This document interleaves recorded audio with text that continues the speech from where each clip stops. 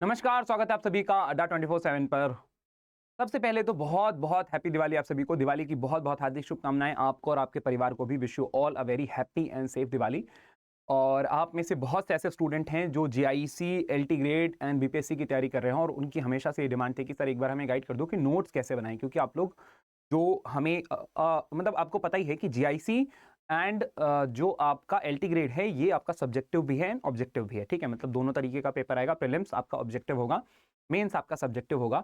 तो कैसे नोट्स बनाने हैं, तो उसके रिगार्डिंग आप लोग बहुत टाइम से डिमांड करे थे और उसी पर हम आज थोड़ा सा चर्चा करेंगे कि कैसे आपको नोट्स बनाने हैं।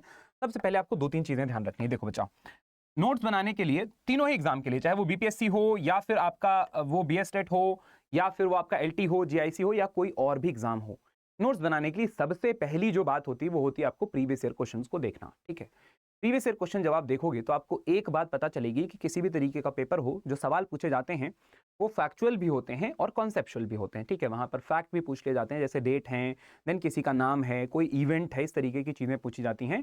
देन कॉन्सेप्ट भी पूछा जाता है।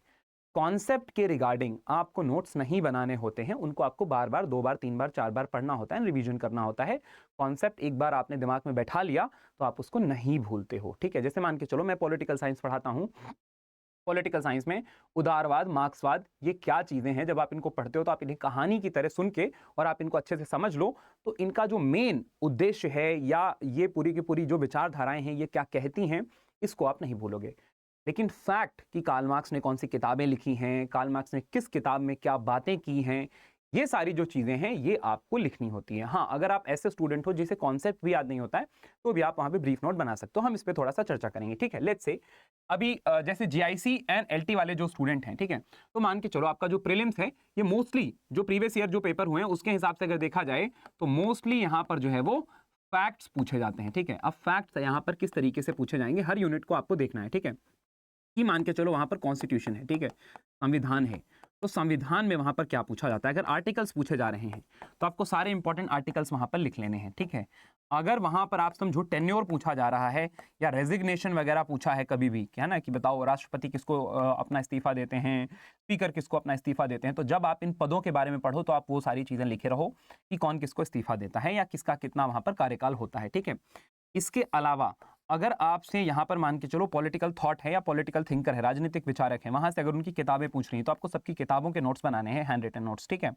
अगर कथन पूछे जा रहे हैं तो आपको सारे इंपॉर्टेंट जितने कथन हैं वो आपको उसी तरीके से थिंकर के हिसाब से आपको लिखते हुए चलना है। तो ये जो आपके नोट्स हैं ये आपको हेल्प करेंगे बीपीएससी के पेपर में। क्यों? क्योंकि ये सिर्फ और सिर्फ ऑब्जेक्टिव होता है। ठीक है, ये आपको हेल्प करेंगे एलटी ग्रेड के प्रीलिम्स में और जीआईसी के प्रीलिम्स में। ठीक है, अब अगेन इन तीनों ही एग्जाम में थोड़ा बहुत, क्योंकि सिलेबस का फर्क है तो इसलिए थोड़ा बहुत आपको वहां पर अलग अलग तरीके से नोट्स बनाने की जरूरत पड़ सकती है और तीनों ही पेपर में किस यूनिट का कितना वेटेज है वो वेरी करता है। ठीक है, पर एट द एंड आपको प्रीलिम्स के लिए फैक्ट्स की जरूरत पड़ेगी, ये बात सच है, और आपको यहाँ पर फैक्चुअल नोट्स बनाने हैं प्रीलिम्स के लिए। आपको ऐसा लग रहा होगा कि फिर मेंस के लिए अलग से बनाने पड़ेंगे, नहीं, अभी मैं आपको बताऊंगा मेंस के लिए आपको एक्स्ट्रा मेहनत करने की जरूरत नहीं है। ठीक है, ओके। तो अगर मैं बात करूं बीपीएससी की तो ठीक है, इस तरीके से अगर आप नोट्स बनाते हो यहाँ पर तो ये आपके काम का है, आपका पूरा का पूरा पेपर निकल जाएगा क्योंकि आपका मेंस होता ही नहीं है। ठीक है, एलटी में आपका प्रीलिम्स में ये हेल्प करेगा, जीआईसी में आपके प्रीलिम्स में ये हेल्प करेगा। बात करें अगर यहाँ पर यहीं पे मेंस एग्जामिनेशन की, ठीक है, तो मेंस एग्जामिनेशन आपका जो डिस्क्रिप्टिव होता है वो होता है। ठीक है, अब मान के चलो यहाँ पर आपको मेंस की जो बातें हैं या मतलब मेंस के लिए के रिलेटेड अगर कुछ नोट्स बनाने हैं, आप चाहो तो शॉर्ट नोट्स यहाँ पे बना सकते हो। ठीक है, कैसे शॉर्ट नोट्स बना सकते हो कि यहाँ पर ब्रीफ में आपने लिखा कि प्लेटो के न्याय का सिद्धांत क्या है। ठीक है, तो प्लेटोस जस्टिस आपने यहाँ पर लिखा। ठीक है, उनके हिसाब से जस्टिस की कोई अगर डेफिनेशन है, ठीक है, कि भाई उनके हिसाब से न्याय का मतलब है कि जो व्यक्ति जिस चीज के लिए उपयुक्त है वही काम करे, उसको अच्छे से करे और सिर्फ वही करता रहे, बस आपने इतना नोट्स बना लिया। ठीक है, तो ये डेफिनेशन आपको काम आएंगी मेंस का आंसर लिखने में। ठीक है, देन बात करें फैक्ट यहां पर अब लिखने हैं क्या दोबारा से, तो नहीं, अब यहां पे आपको फैक्ट नहीं लिखने, क्योंकि फैक्ट आपने ऑलरेडी प्रीलिम्स के लिए जो नोट्स बनाए थे वो आपने 8 बार 10 बार रट लिया है, प्रीलिम्स आपका क्लियर हो गया है, मतलब आपको ज्यादातर चीजें यहां से रटी हुई हैं। यही नोट्स आपको हेल्प करेंगे मेंस में। प्लेटो के बारे में लिखते टाइम यही बातें कि उन्होंने उन पर क्या टिप्पणी की गई हैं, उन्होंने कौन कौन सी किताबें लिखी हैं, कब जन्म हुआ है, तो सारे फैक्ट्स आपके यहाँ से आ जाएंगे। और कॉन्सेप्ट भी आपने सारी चीजें पढ़ रखी हैं तो आप ये कॉन्सेप्ट भी भूलोगे नहीं।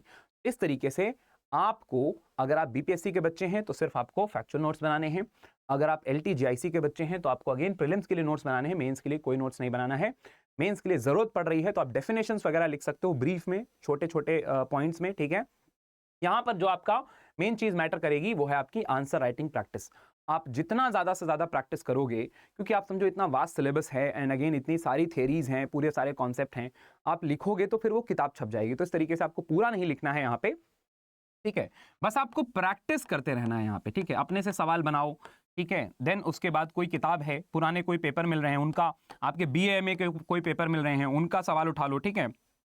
मैं यहाँ पे आपका प्रैक्टिस भी कराऊंगा, जैसे आपका प्रीलिम्स ओवर हो जाएगा पूरी की पूरी प्रैक्टिस हम मेंस पे फोकस कर देंगे, ठीक है। तो मैं आपको यहाँ पे सवाल भी दूंगा आपको वो चीज़ें, आपको आंसर प्रैक्टिस भी यहाँ पे कराई जाएंगी। तो अगर आप इस तरीके से फॉलो करते हो तो आपको मेंस की भी तैयारी अच्छे तरीके से हो जाएगी, ठीक है। जितनी बार लिखोगे, answer writing is an art, आप बार बार लिखोगे तो आप कम शब्दों में ज़्यादा बातें लिख पाओगे।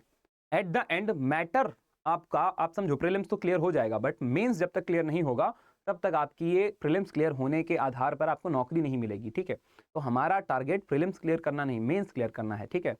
मेंस में आपका कंपटीशन और कम हो जाएगा, ठीक है, और अच्छे बच्चों से नंबर ऑफ कैंडिडेट कम हो जाएंगे, लेकिन आप समझो क्वालिटी कैंडिडेट्स वहां पर आपके लेवल का जो पढ़ा लिखा बच्चा होगा आपको उससे कंपीट करना है। तो आपको प्रूव करना है कि आप उससे कैसे बेहतर हो, और वो आप तभी प्रूव कर पाओगे जब आप अच्छा आंसर लिखोगे। अच्छा आंसर क्या होता है? अच्छा आंसर वो होता है जब जो पूछा गया है वही बता रहे हो आप, कोई आलतू फालतू की कहानी नहीं लिख रहे हो, कम शब्दों में अपने कॉम्पिटिटर से, जो आपके प्रतिस्पर्धी हैं, उनसे ज्यादा बातें आप लिख दे रहे हो। वो 4 पॉइंट लिख रहा है, आप वहां पे 6 बातें आपके आंसर में दिख रही हैं, आपका आंसर उससे बेहतर है, आपको ज्यादा नंबर मिलेंगे, ज्यादा नंबर मिलेंगे, आप यहां पर इस कट ऑफ को क्वालिफाई करोगे। तो आपको ये चीजें ध्यान रखना है। मेंस के लिए आपको सिर्फ आंसर राइटिंग की प्रैक्टिस करना है, कोई नोट्स नहीं बनाना है। और ये आपको आपका आंसर भी तब बेहतर होगा जब आपने यहाँ पर प्रीलिम्स के लिए बढ़िया फैक्चुअल नोट्स बनाए होंगे, ठीक है। इस तरीके से आपको अभी से क्योंकि अभी ठीक ठाक टाइम है, आप अभी से नोट मेकिंग शुरू कर सकते हैं। आपने जितने भी टॉपिक्स वगैरह पढ़ रखे हैं उतने। एक और बात, नोट मेकिंग आपको, अगर आप कोई टॉपिक पहली बार पढ़ रहे हो, आपको फर्स्ट रीडिंग में नोट मेकिंग नहीं बनानी है। एक बार, दो बार, तीन बार पढ़ना है। आपको देखना है कि वो क्या चीजें हैं जो आप भूल रहे हो बार बार, नोट सिर्फ उसी का बनाना है। जो चीजें आपको याद हो गई हैं, आपके दिमाग में बैठ गई हैं, उनका नोट्स आपको नहीं बनाना है, ठीक है। तो इस तरीके से आपको यहाँ पे तैयारी करनी है। अब आप में से वो बच्चे जो इन एग्जाम्स की तैयारी कर रहे हैं, चाहे वो बिहार हो या फिर वो एलटी हो या फिर वो जीआईसी हो, अगर आपने अभी तक बैचेस में एनरोल नहीं किया और आप हमारे साथ जुड़कर अपनी तैयारी को मजबूत करना चाहते हैं, तो हमारा कुछ दिवाली ऑफर भी है जो मैं आपको बताना चाहूंगा। अगेन बच्चा, बैच में जुड़ना ना जुड़ना it is definitely up to you, आप डिसाइड करते हो, हम आपके साथ कोई ज़बरदस्ती नहीं है। अगर आपको लगता है कि हाँ मुझे ज़रूरत है हेल्प की, और आपको किसी टीचर का पढ़ाया हुआ जो कंटेंट है वो अच्छे समझ में आता है कि हाँ ये टीचर मेरी हेल्प कर सकता है, तो आप डेफिनेटली एनरोल कर सकते हो। इसके लिए सबसे बेस्ट तरीका वो होता है, या सबसे बेस्ट टाइम वो होता है जब हमारे कोई ऑफर चल रहे होते हैं। तो अभी हमारा दिवाली ऑफर हम आपके लिए लेके आए हैं, जहाँ पर हमारे बैचेस में अभी काफ़ी कम प्राइस है, आपको 3 गुना वैलिडिटी मिल रही है हमारे सभी मेगा पैक पे, टीचिंग मेगा पैक, टीचिंग महापैक पे, और ये आपको मिल रही है कितने में? 1999 रुपए में। इसके लिए आपको जो कूपन कोड यूज करना है वो आप यहाँ पर यूज कर सकते हो, YT14 आप यहाँ पर यूज कर सकते हो, और इसमें आपको कुछ गिफ्ट वगैरह भी हैं। अगेन कुछ लकी विनर्स को यहाँ पर मोबाइल, टैबलेट, लैपटॉप, ये सारी चीजें भी, देन जो है वो कैशबैक वाउचर्स, उसके साथ साथ जो है वो अमेजॉन गिफ्ट वाउचर वगैरह भी इसमें इंक्लूडेड हैं। तो अगर आप उन लकी विनर्स में आते हो तो डेफिनेटली आपको ये मिलेगा, ठीक है। वेबसाइट पर कैसे जाना है? तो इसी वीडियो के कमेंट सेक्शन में आपको एक लिंक मिलेगी, आप उस पर क्लिक करके भी आप जा सकते हैं हमारे जो है वो अड्डा की वेबसाइट में, या फिर आप ऐप में जाकर कोर्सेस जो है वो कोर्सेज को परचेज कर सकते हैं। टीचिंग महापैक सब्सक्राइब करने पर ये ऑफर आपको मिलेगा, ठीक है। इंडिविजुअल जो कोर्स हैं उसमें आपको यहाँ पर वैलिडिटी ऑफर शायद ना मिले।